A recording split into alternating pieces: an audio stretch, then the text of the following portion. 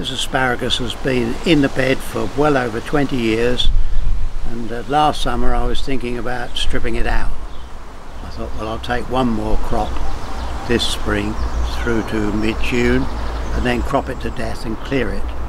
But for a couple of weeks in May I was so busy we didn't get the asparagus cut, and the grass has grown so well that I'm tempted to leave it. And it has been a very useful experiment, because I've been mulching underneath the asparagus with this wood fibre mulch, which has worked very well, and then also here some oak leaf mould, which has also done a pretty good job. And if I move back to where I didn't have any mulch, you can see there's a terrible weed population here, and I've got quite a job to get in here now and hand weed all this,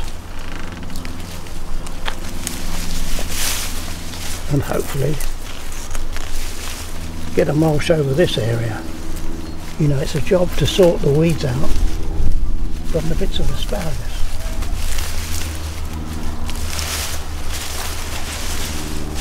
So I've got quite a job there. And the row of lettuce that's a useful intercrop, that of course is ready to cut now. And you may notice that I have an upright cos type, and then a cabbage type, and then an upright cos type, because that makes the most of the space. And now I'll cut and clear those, and the asparagus fern of course will grow right over and create shade.